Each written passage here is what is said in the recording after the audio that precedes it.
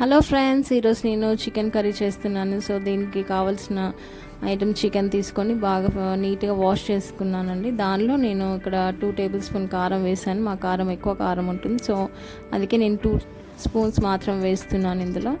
దానిలో ఇప్పుడు మళ్ళీ పసుపు వేసుకుంటున్నాను. చిన్న స్పూన్ పసుపు, 1.5 స్పూన్. తర్వాత ఇక్కడైతే నేను కల్లుప్పు వాడుతున్నానండి. కల్లుప్పు హెల్త్కి మంచిది కాబట్టి కల్లుప్పు వేసాను. అది కూడా తగినంత వేసుకోవాలండి. అది కూడా సన్నప్పు కూడా వేసుకోవచ్చు, మన ఇష్టము. ఇక్కడైతే నేను కల్లుప్పు వేసాను. సో దీంట్లోనే మళ్ళీ చాప్ చేసి పెట్టుకున్న ఆనియన్స్ ఏవైతే ఉన్నాయో అవి వేసుకోవాలండి.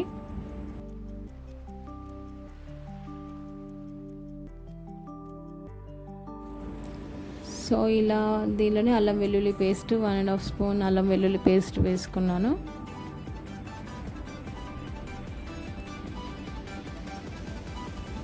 ఇదంతా కూడా ముక్కలకి పట్టేలాగా బాగా కలుపుకోవాలండి. ఒక 5-10 మినిట్స్ కూడా బాగా కలిపేసుకోవాలి.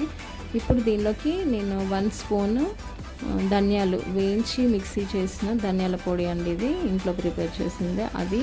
తర్వాత గరం మసాలా, అన్ని స్పైసెస్ అన్నీ కలిపి చేసిన మసాలా పొడి అండి, ఇది ఇంట్లో ప్రిపేర్ చేసింది. సో ఇది కొంచెం వేసుకోవాలి. ఎక్కువ ఘాటు ఉంటే పిల్లలు తినలేరు కదండి, అందుకే నేను కొంచెం వేసాను ఇక్కడైతే. ఇది కూడా మొత్తం కలిపేసుకోవాలి. సో దీనిలో ఇప్పుడు పుదీనా ఏదైతే ఉందో అది కూడా వేసుకోవాలండి. తర్వాత ఇక్కడ ఆయిల్ ఒక 2 స్పూన్స్ వేసానండి నేను. ఆయిల్ కూడా వేస్తే కొంచెం పీసెస్ బాగుంటుంది కదా, అందుకోసం అది. తర్వాత నిమ్మకాయ ఒక హాఫ్ ముక్క ఉంటుంది కదండి, అది కొంచెం జ్యూస్ స్క్వీజ్ చేసేసుకోవాలి. తర్వాత అంతా కూడా మొత్తం కలిపేసుకోవాలి. ఒక 5-10 మినిట్స్ వరకు కూడా బాగా కలిపి దాన్ని పక్కన పెట్టేయాలండి. మూత పెట్టేసి ఒక హాఫ్ అన్ అవర్ వరకు పక్కన ఉంచేసేయాలండి. ఇప్పుడైతే మనము స్టవ్ ఆన్ చేసి కడాయి పెట్టుకొని దానిలో మనము తగినంత ఆయిల్ వేసుకోవాలి. ఇక్కడైతే నేను 3 స్పూన్స్ ఆయిల్ వేసుకున్నాను. దీనిలో ఒక 2 గ్రీన్ చిల్లీస్ యాడ్ చేయాలి. కారం మనం తిన్న దాన్ని బట్టి యాడ్ చేసుకోవచ్చు. ఇక్కడైతే నేను 2 వేసుకున్నాను. సాజీరా వేసుకోవాలి. తర్వాత ఇక్కడ చాప్ చేసి పెట్టుకున్న ఆనియన్స్ కూడా యాడ్ చేసి అది బాగా మీడియం ఫ్లేమ్లో పెట్టుకొని కలుపుకొని మూత పెట్టేసుకోవాలి. సో మళ్ళీ ఒకసారి కలిపి దానిలో కొంచెం జింజర్ గార్లిక్ పేస్ట్ కూడా యాడ్ చేసుకోవాలి.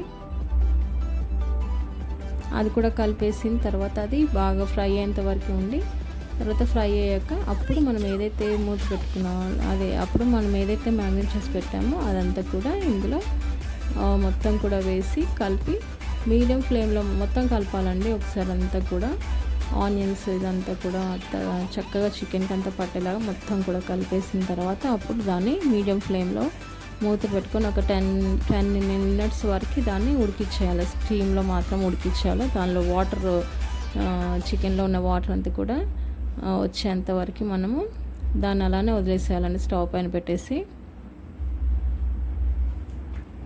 ఇలా మీడియం ఫ్లేమ్లో ఉడికించాలి చికెన్ని. చూడండి ఇలా వాటర్ అంతా కూడా రిలీజ్ చేసిందో చికెన్ అంతా కూడా. సో ఆల్మోస్ట్ ఇలా అయిపోయింది కదండి. తర్వాత మళ్ళీ కాసేపు ఉడికించుకోవాలండి, ఇలా ఫ్రై చేసుకోవాలి. సో ఇప్పుడు మనం ఏ డిష్లో అయితే మనం మ్యాగ్నేట్ చేసి పెట్టుకున్నానో అదే డిష్లో కొన్ని వాటర్ తీసుకొని ఆ వాటర్ అంతా కూడా ఇందులో వేసుకోవాలి. ఇందులో వేసేసుకొని ఇప్పుడు మళ్ళీ ఒకసారి కలిపేసుకోవాలండి. ఆల్మోస్ట్ చికెన్ అయిపోయినట్టే. సో ఇందులో మసాలా ఇలా ప్రిపేర్ చేసుకోవాలండి తెలంగాణ స్టైల్లో. 2 లవంగాలు, 4-5 వెల్లుల్లి రెబ్బలు, తర్వాత ధనియాల పొడి అండి. అవన్నీ కూడా దంచి చేసిన మసాలా అన్నమాట. ఇదే మెయిన్ దీంతో ఫ్లేవర్ చాలా బాగా టేస్ట్ వస్తుందండి. లాస్ట్ దింపే ముందు వేసుకోవాలండి. సో ఆల్మోస్ట్ చికెన్ ఉడికిందండి. చూడండి ఆయిల్ అంతా కూడా రిలీజ్ చేసింది చికెన్. సో ఇప్పుడు మనము ఇందులో ఏదైతే దంచి పెట్టుకున్న మసాలా ఉందో అదంతా కూడా వేసి ఒకసారి అంతా కూడా కలిపేసుకోవాలండి. కలిపేసుకొని ఇప్పుడు దానిపైన చాప్ చేసి పెట్టుకున్న కొత్తిమీర కూడా దానిపైన వేసుకొని ఒక 2 మినిట్స్ మనం దీన్ని ఉడకనివ్వాలండి సిమ్లో.